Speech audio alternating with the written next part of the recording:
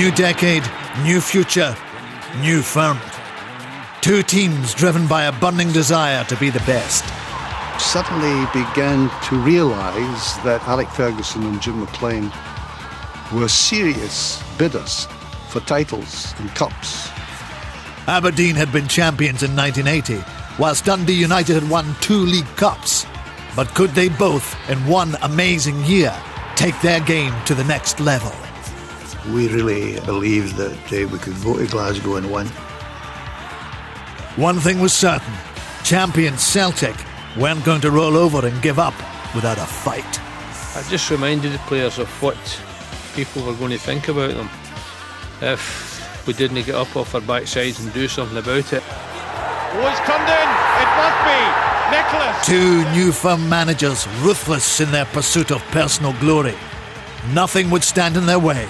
Not the old firm, and certainly not each other. There's a wild kick. We didn't fear anybody. We respected everybody, but didn't fear anybody. If anybody's going to topple Old Firm, it's Aberdeen, nobody else. Who would triumph and who would fail? Who would rally for the Cups, League and Europe? If they could have beat us, that was one game they were wanting to beat us. It was just one of these days that no one will ever forget.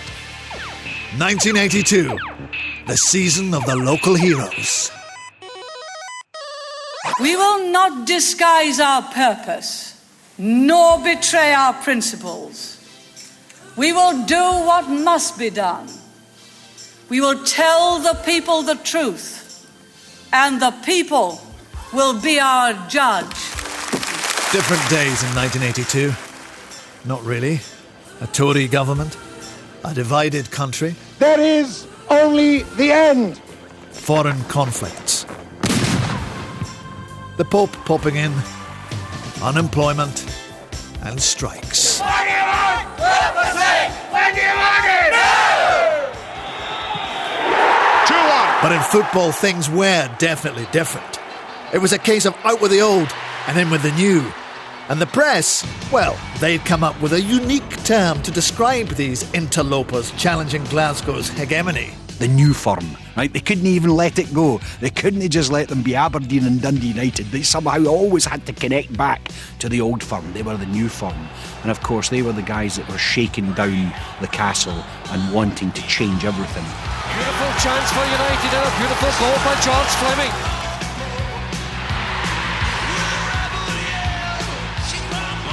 Rashford drops it, Stack and scores. They had a kind of common cause. We've got to show the old firm that we can match them, we can beat them. It was like McLean and Ferguson against the world. There's a kiss and there's a cut. The football landscape had certainly changed, thanks to Aberdeen and Dundee United. Yet the original firm weren't exactly helping themselves. Rangers were finishing 4th and 5th in the league, you know, so in a sense it really was only Celtic that, if you like, were kind of defending the honour of the old firm. Not many people would associate the old firm with honour, but that was how it was. I took Celtic at a difficult time for a manager, to be quite honest with you, but it was something that I couldn't say no to. I knew the quality of players that Aberdeen had at Pittodrie. I knew the quality of players that Jim McLean had at Tannadice. So from that point of view, it was disappointing to me to think that we couldn't go into the market and maybe pull in a few players that would have been good performers for us. Incredibly, McNeil himself contrived in part to his own downfall. He'd been key to Aberdeen's resurgence whilst manager of the Dons in 1977, 12 months before Fergie's arrival. I really enjoyed the year that I had up there. You know, when I think back to it, I'm not sure if I should have left. That was a huge loss for the club because the directors saw McNeil as a great saviour, as a man, a leader who could win things for them. And of course, his signings, many of them like Gordon Strachan and Steve Archibald, were key to laying the foundation for Alex Ferguson when he came in. We were a band of lads who were desperate for one way or another, with a manager who was desperate for one way or another to be successful. He obviously knew what he had, and he put a lot of belief in a lot of younger players who maybe, well, the vast majority of the managers would never have been able to come anywhere near. He found maybe a devil inside us that we had that he brought out of us. Sometimes it wasn't nice, the devil that he brought out, but it worked. And work it did, as Alex Ferguson and his new team delivered the Dons fans the holy grail of the Scottish League in season 79-80. The hunger has always been there. As a manager, it's been achieved. And maybe the players would tell you, thank goodness I wasn't playing with them. They maybe wouldn't win anything. They had stature at the back, they had flair in midfield, and they had penetration up front. That's exactly the chemistry you need to get success. He actually, in a sense, took apart 100 years of history. I mean, he created a climate in which the old firm were scared of them. You know, that, I mean, that's just never been known before.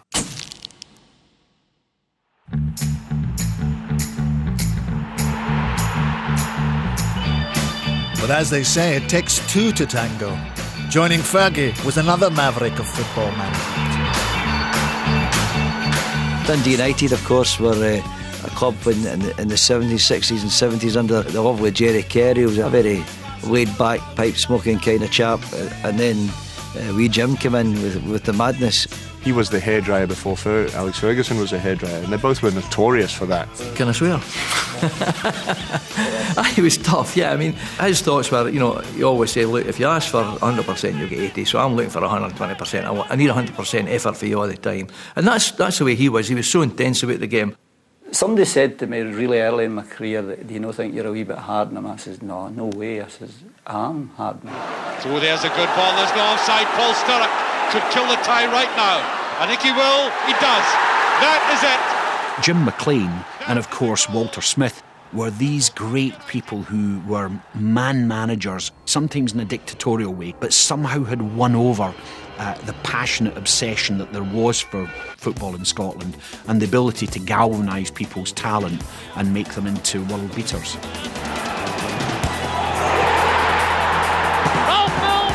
The secret was good players.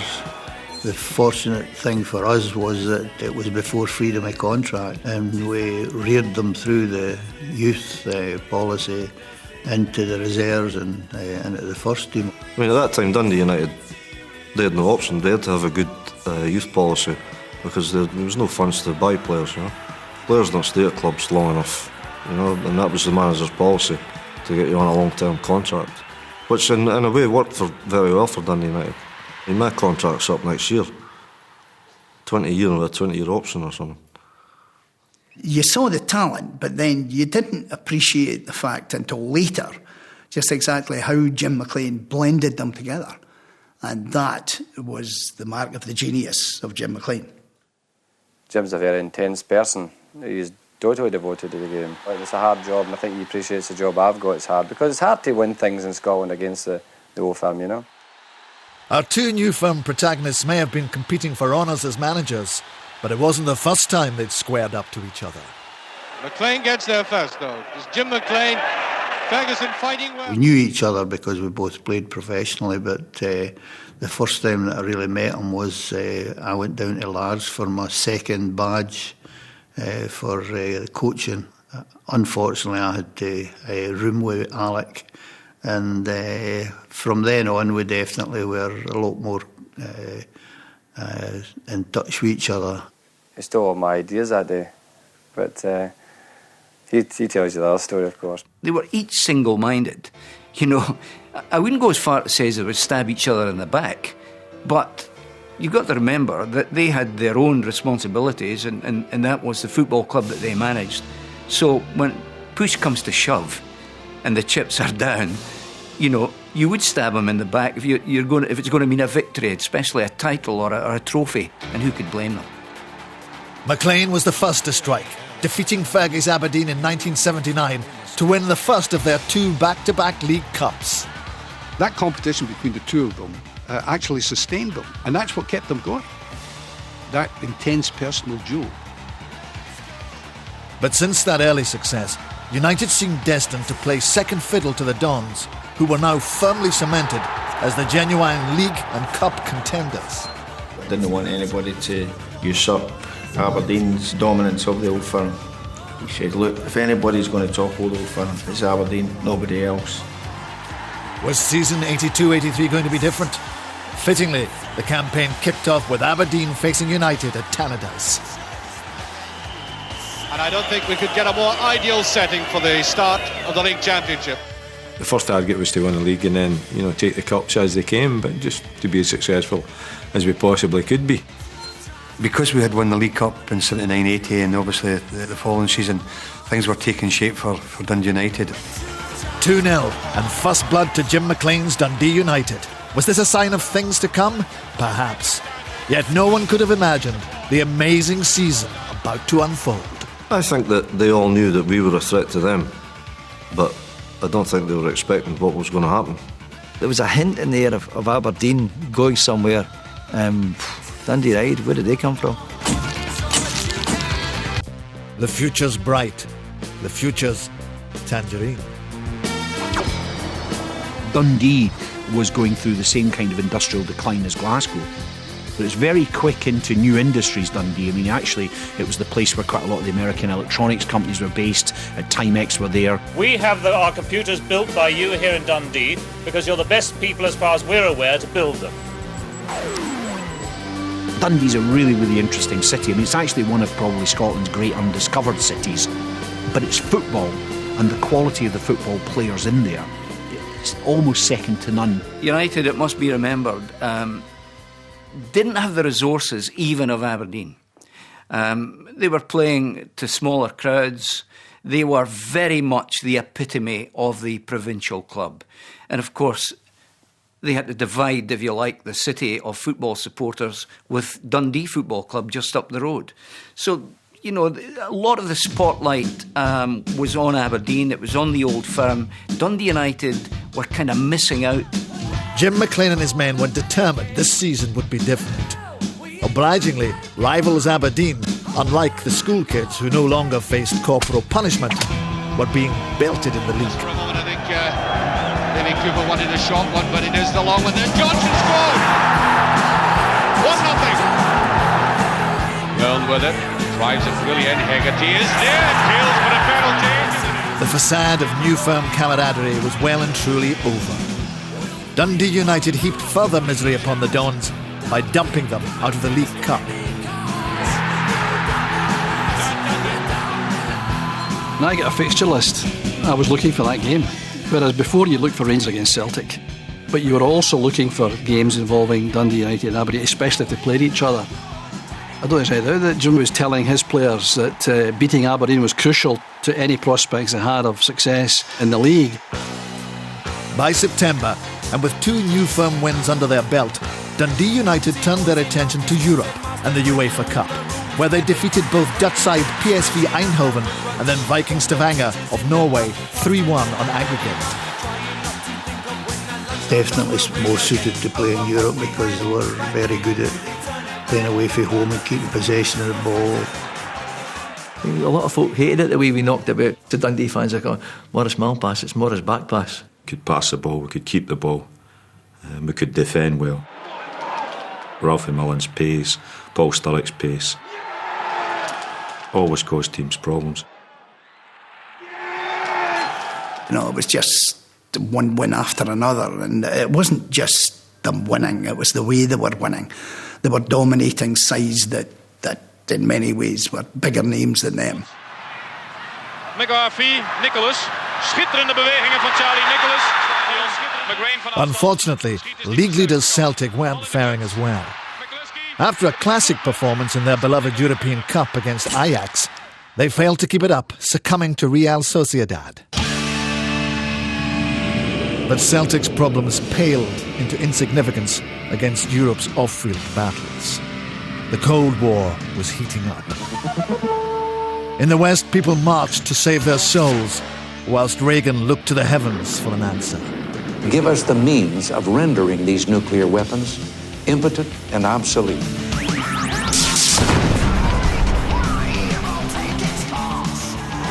Aberdeen's very own Red Army were putting domestic troubles aside in the European Cup Winners' Cup and were about to experience life firsthand on the other side of the Iron Curtain.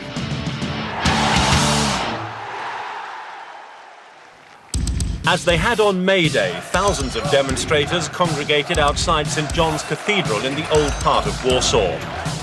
It was an adventure. None of us had been to Albania and Poland.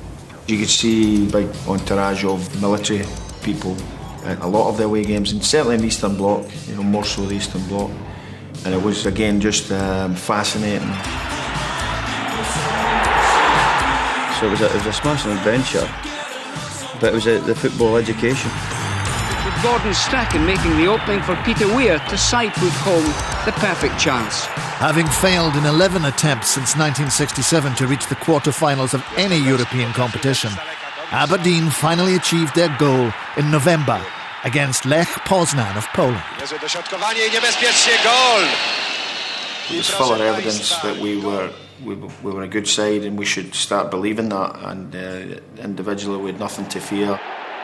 Aberdeen returned to domestic matters, and another new firm derby 3 days later. And unbeaten in the league, Dundee United were about to reap the whirlwind of the Dons' European success. We started the season well, and it was one of the ones maybe we thought, we're going to win every game, or this is easy. That's a good one looking goal. I think I've put us 1-0 up at Pittodrie with a header, and I can think Mr Ferguson was going mad yet again. Yeah, we crumbled that day. That evening, just something went wrong. And there it is, the equaliser, Neil Cooper. There it is, Rugby.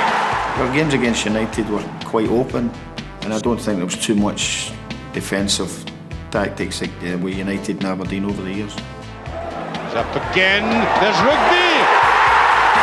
Oh dear. 5-1 then, it must have been pretty crap on the day, or they were brilliant. I maybe had a bad day that day. That's a touch and straight through by Black. It was very psychological to win a game against your biggest rivals, that kind of scoreline. He tries to put it in and has. Oh, a delightful goal. It was difficult for us. It probably brought us back down to earth and was another motivational factor for Jim McLean to try and spur us on again. That was a lesson for us, and it wasn't going to happen again. How can a government urge the people to save and build for tomorrow? It brings in more money, and it stimulates new treatments and techniques. Would you like to earn an extra 2%? It wasn't just bad results that stimulated this United team. Jim McLean had a trick up his sleeve, cunningly taking a leaf out of Maggie's book with Greed is Good. Interested? If you wanted to make good money, you had to be in the first team, so you had to have that hunger to get in the first team. Stevens trying to drop back. This must be, yes, 1-0, Glasgow. They knew their best chance of winning the bonuses, which are crucial to a good wage packet because of very low basic wages and high bonuses, they had to win the games. Flicked away though. McPherson, the touch by Cooper, and he scored. The equaliser by Cooper. Most certainly our players had to win the games to more or less double their salary. You weren't getting great wages, you had to fight for everything you got. That's a header down and it's in. 2-1 for Rangers. That's a good looking shot, and who's coming up with it? The equaliser by David Dodds. That was Jim McLean's philosophy that, a hungry boxer's a good boxer, and it worked. Goff will let fly, and he does brilliantly. Oh, superb goal. It was all incentives to win, and you had to do that because the basic wage was, basically it was crap. It had the desired effect. Dundee United bounced back from the Dons' hammering with 25 goals in 7 games. They now not only sat second in the league, but had matched Aberdeen in Europe, qualifying for the UEFA Cup quarter-finals by defeating Werder Bremen in December, much to Jim's delight. Players are paid far too much for appearing. Frank Sinatra appears and doesn't sing anything, so do you think he got the same money? Down to earth at Templeton. With the new firm trying to outdo each other in the league and Europe, it may have looked like the power was shifting north. But back in the big smoke of Glasgow, there was life in the old dog yet, as the two behemoths, Rangers and Celtic, prepared to do battle for the season's first cup. But you always felt getting a trophy early, it sets you up to go and win the title. No problem. Inside it goes. And Nicholas does it again. Across the far far side. McAdam is there. Kieran very determined. It's a fantastic day. Going to Hampden, winning a cup final was just really special. I scored a goal in it, so that makes it more special. This time to Bet. Flighted in. Bet does it, and Rangers are back in the match. I think you always have that feeling in your head that if you can win the first one, there's no reason you can't win the next two. Rain takes the throw, and there goes the final whistle. Celtic have won the first domestic honour. As the year ended, Championship leaders Celtic, with their first League Cup since 1975, were again proving to Aberdeen and Dundee United that they should never be underestimated. Would the second half of the season prove to be that of the old or the new firms? 10, 9, 8, 7, 5, 4, 3, 2, 1.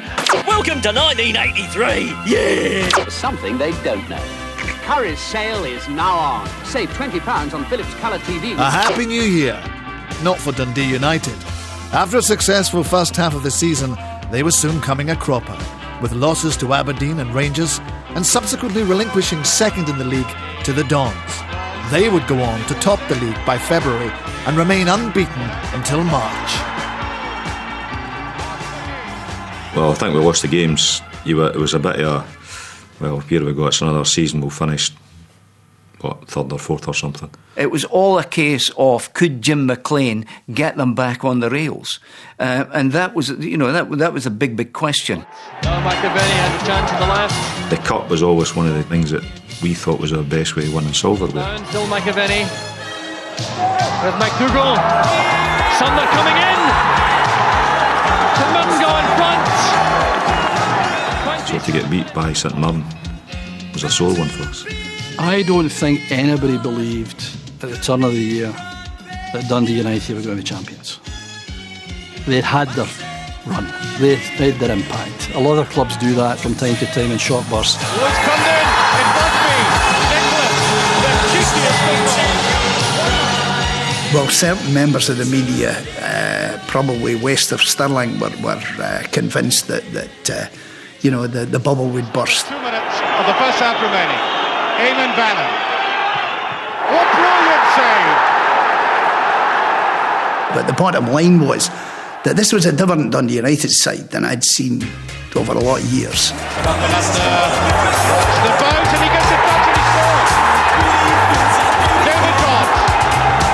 The best clubs in the country have these hiccups throughout the season. It's what you do after it, and the reaction that Jim McLean got from his players was positive ones, and obviously we went from strength to strength. The ball is in and the referee has given the goal. Chance across for Bannon. Milne is there, and that's a great goal for United. Ralph Milne makes it 4-1. But just as the domestic front was once again taking off for Dundee United, they crashed out of Europe at the hands of Bohemians Prague in March.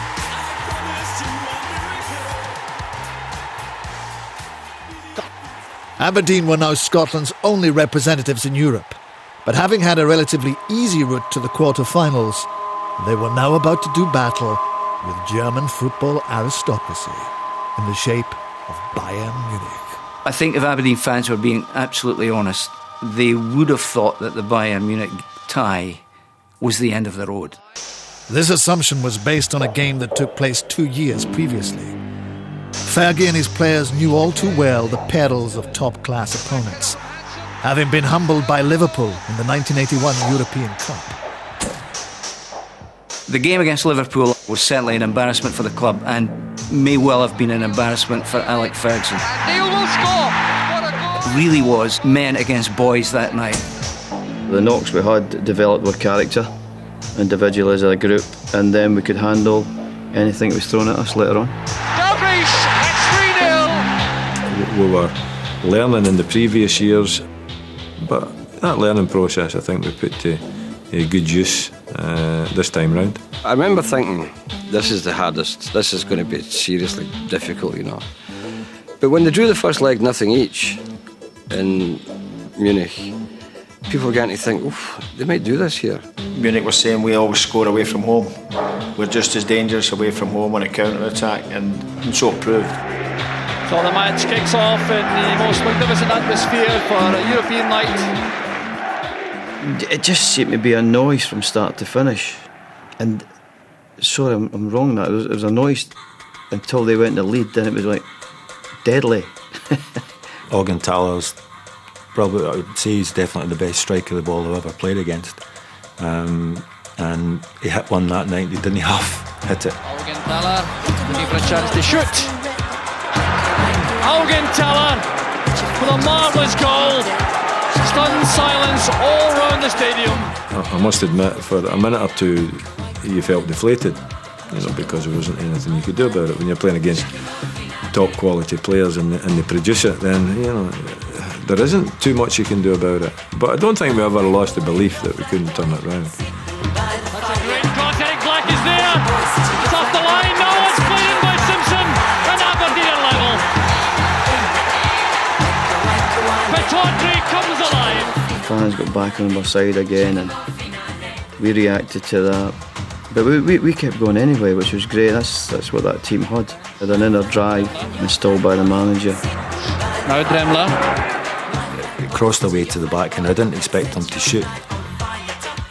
And I'd switched off for a second, which was the cardinal sin. And that is a special goal coming in from Plugler.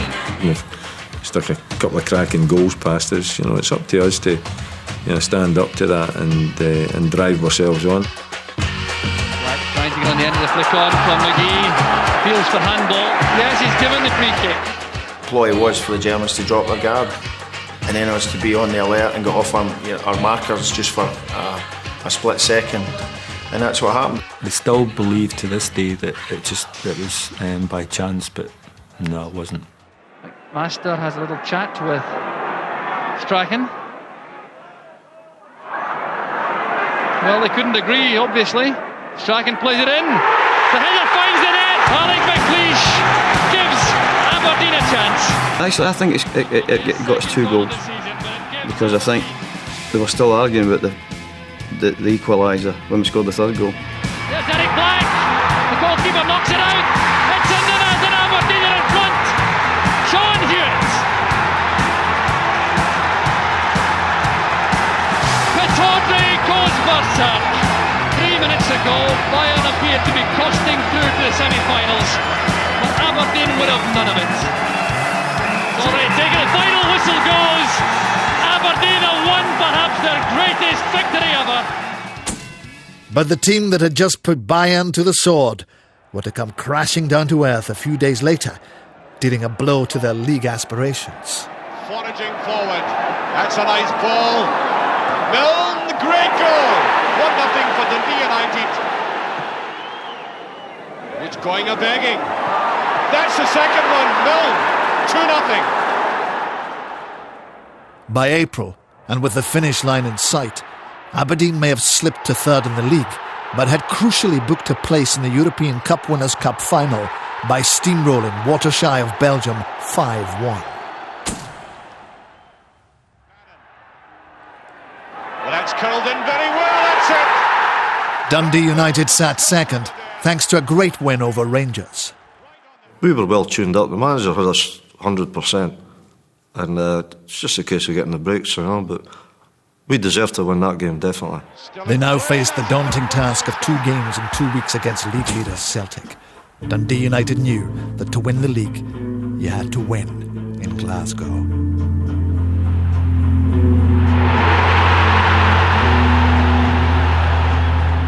I thought a lot of people wrote us off, 3 points behind. I don't know how many games, 5 or 6 games to go, something like that. And people were saying, no chance.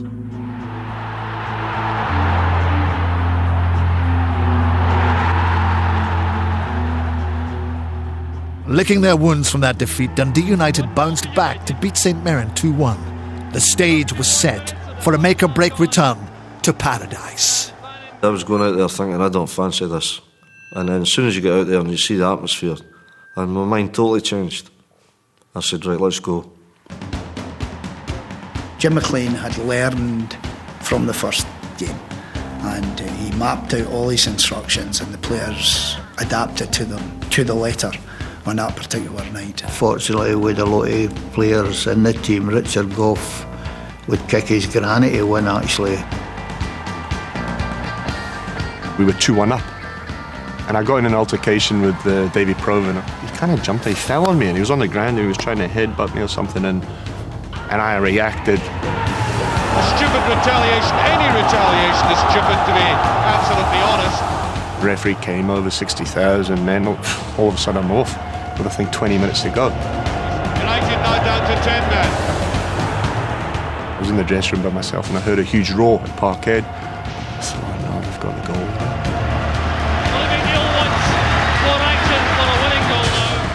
You still want to go and get victory, because that victory would have probably punished them and put them out of any chance of winning.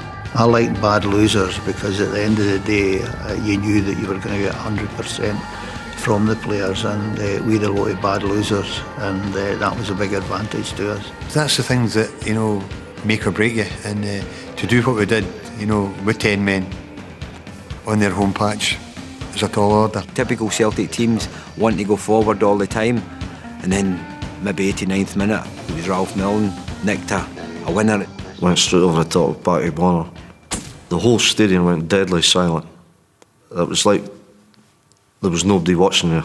Alec Ferguson said to me one time, "We need you, you need me."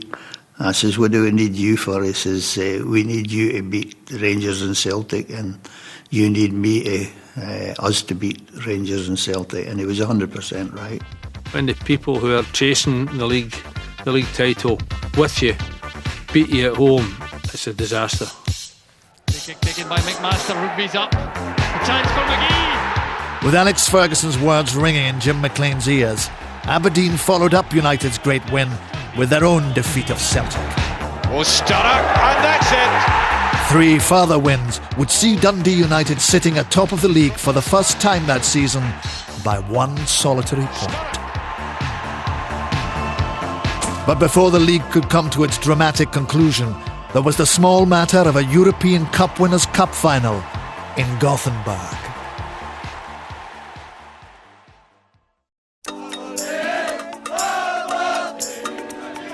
The 11th of May 1983, the European Cup Winners' Cup final. Aberdeen's Granite City may well have been renamed the Empty City, as everyone and more set sail for Gothenburg. Is this exciting enough for you? I think everybody went, you know, even the people that didn't go were there, because everybody you speak to in Aberdeen was in Gothenburg. As David once squared up to Goliath, so Aberdeen were about to face the giant of world football, Real Madrid. A game of biblical proportions awaited. Good evening and welcome to Gothenburg. The conditions here really are deplorable. The torrential rain which has fallen all day has made conditions very difficult indeed. We went in the tunnel that night and lined up side by side, and we were their usual typical Scottish roars, get right into them and all that stuff. I looked at them and I thought, these guys are genuinely apprehensive. We didn't fear anybody. We respected everybody, but didn't fear anybody. A lot of us weren't arrogant people, but when you've got a belief that you're a good player, you can show that arrogance on the pitch. Nobody had any slightest doubt in their mind that we were going to win. The match about to start. Real Madrid start the European Cup Winners' Cup final, Aberdeen's first ever European final, and the match now underway. Camacho for Real Madrid on the far side. Black is waiting at the far post for the cross. Is Eric Black? Marvellous effort from Black. The danger's not over, but it's behind now. Again, a set play worked for us. Something we practice again. That comes in handy. Water. The corner. McLeish. Deflection. Black. And Aberdeen can take the lead. So a dream start for Aberdeen. Having been instrumental in setting up Aberdeen's goal, it would be a case of do as I say, not as I do, less than 10 minutes later for Alex McLeish. That said before the game, in the dressing room, look guys, the conditions, you're going to have to lift the ball, because if you hit it along the grass, it's going to stick. Tidy, but it's kill for Real. Talking to Big Alec McLeish before the game and saying that we need to watch the pass backs. That really worked, didn't it? Careless one from McLeish. A little bit of penalty kick. Nowadays I'd have been sent off and would have been down to 10 men, so I didn't even get booked for it in the days, so times have changed. But I don't think the punch not at all like was a penalty. I'd been down to 10 men and I was off. You know, it could have been another story altogether. And a very unhappy moment indeed for the Aberdeen defence. Juanito will take it. No chance for Leighton. It was obviously a setback, but that team had a lot of character, and as we proved. Maybe a substitution will be made for Aberdeen. Eric Black limping off. The replacement is John Hewitt, and if he can make the impact... Like two prize fighters, Aberdeen and Real Madrid slugged it out in the rain for 90 minutes. Would missed opportunities come back to haunt the Dons? Moves once again, that header from Eric Black, which almost won the match. Saw a striking shot a moment or two ago.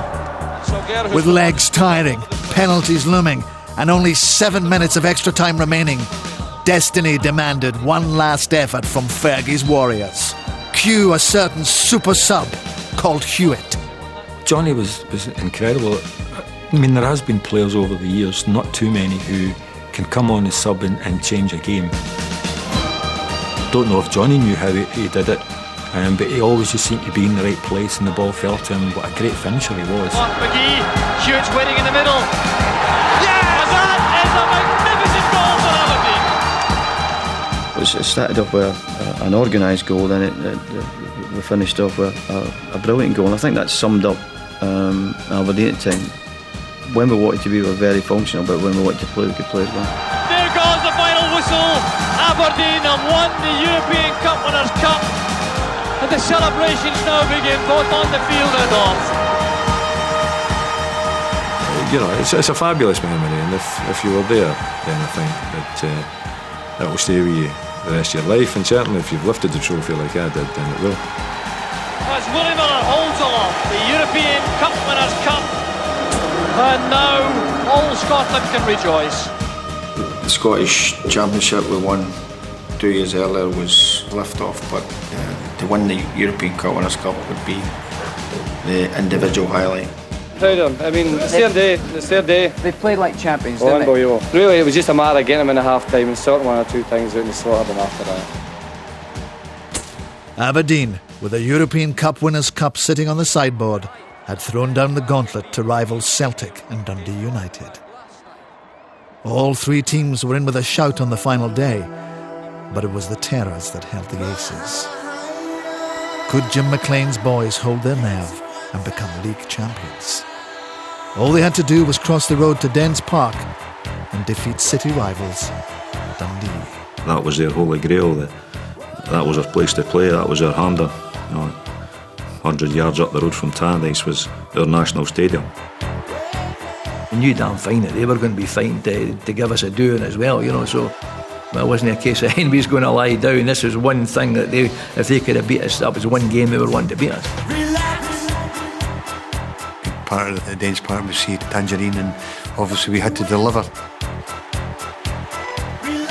It was just one of these days that no one, certainly on the Tangerine side of the city, will ever forget. A really massive crowd in here making a tremendous noise. You can see the feet quite still, no sign of twitching nails as we kick off. I can remember in the morning I said to my father, I said, Dad, I'll score today. I just remember Paul Sturrock played it through to me and I poked it through Stuart McKinnon's legs, and I looked up, just saw him off his line, and I thought, I'm going for it. Wriggles clear, might just get the chip, and he does, he's scored! Oh, what a great goal! Ralphie Milne's superb goal after 4 minutes gave United a dream start from where they went on to boss the game. Sturrock nearly goes down, penalty kick. Down against Kelly. He saved it. That's it though. I made a belief that I would not score at 2-0 up. I could shut up shop and win the game. With United 2-0 up, rival Celtic's league challenge was looking all but over at Ibrox. So then there's a flick and it's a goal. Cooper will clean the clip. 16 minutes gone. Got down chance for McKinnon. It was deflected. It's a goal. McKinnon's shot deflected by Clark. 2-0, 23 minutes. The light blues of Rangers may have been helping United, but the dark blues of Dundee weren't about to do the same. He's done it. 2-1. 28 minutes of the first half gone, and Dundee's certainly back in business. Derek again. And there goes the half-time whistle. As I said, Jim McLean had said before the game, he's not going to tell us anything about the score from the other game. It was vital that we concentrated on what we were doing, and they got the right result. Someone shouts, yes, Rangers are up 2-0, so we're all like that. Fucking brilliant, you know. well, as we start the second half, they must realise that with Rangers 2 up at half-time at Ibrox, that the championship is even nearer, and I wonder if that has got through to the players. That was probably the time I really felt, by the way, we could win today. We could win the league today. That's probably the time I've actually said to myself, oh. Rangers 2 ahead. But the champs Celtic weren't quite ready to abdicate their league throne just yet. Referee indicating a penalty, I think, for that challenge. I just reminded the players of what people were going to think about them if we didn't get up off our backsides and do something about it. 2-1. All to their credit, they got up off their backsides and they did something quite spectacular. Back header, it's in. McAdam scores. 2-2. McCarthy, goal. Celtic lead 3-2. Rangers 2, Celtic 4. Sinclair. The last half hour was just hard going because the old clock in the corner at Dens Park, I think most of the players thought it stood still. It was tough. Sturrock turns superbly. Bannon inside. Yes, Sturrock, will he get the touch? Very nerve-wracking. It would have been easier to be on the park rather than off the park at that time. Kept shouting to the dugout, how long, come on, and nobody was shouting to me, and I'm like, oh no, this game's never going to finish here. I can remember Hamish turning around shouting to somebody, how long is left, and the clock's right behind them. Great big clock. About 40 seconds remaining. I don't think a particularly great game that day, but he's bothered. Eyes on the referee, it's gone, that's it, the finish. United have done it for the first time in their history. Loads of emotions go through your mind at the moment. You're just probably relieved and delighted in that context. Oh, thank Christ that's over, like, being honest here. I can remember a couple of boys crying, the older ones. I said, no, it's all right, we'll win this again next year, don't worry, you know what I mean, we'll be fine, you know. It was a fantastic time for me, and I think it was a fantastic time for the supporters. Jim McLean and Dundee United had, against all the odds and expectations, become Scottish champions. More important for me personally was to see the players achieve what they deserved with the work that they put in, and I can now say that, but I don't think I ever said it during my career as a manager, because I was always worried about the next game rather than the one that has just passed. For Aberdeen, having run so desperately close all season, there was the consolation, if consolation was needed, of the Scottish Cup. But after a torturously long season fighting on many fronts, the game wouldn't be pretty, nor the aftermath. And Eric Black gets the goal, which will surely win the cup for Aberdeen. A disgraceful performance. I'm okay in winning cups, doesn't matter. Their standards have been set long ago, and we're not going to accept that from any Aberdeen team. There's no way can we take any glory from it. I'm sure he'll regret his dying day saying it, but you know, it did leave a bad taste in a lot of players' mouths. At the end of what was an unprecedented season, that'll never happen again. The two East Coast rivals had done it. Between them they had battled and won domestic and European honours. A new chapter of Scottish football history had been written. Season 1982-83 was undoubtedly that of the new firm. It was a family kind of occasion because, as I said, everybody grows up together, and the fans seem to grow up with us together. And it was just a big family occasion where everybody enjoyed themselves.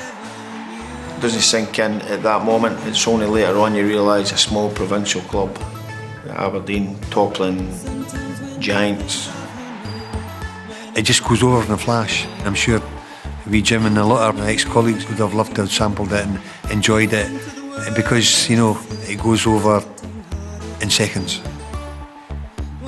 Come on, I've won you. Thanks very much. 2 sips in your football game. I repeat the famous words, Miller, close your eyes. Crabbit.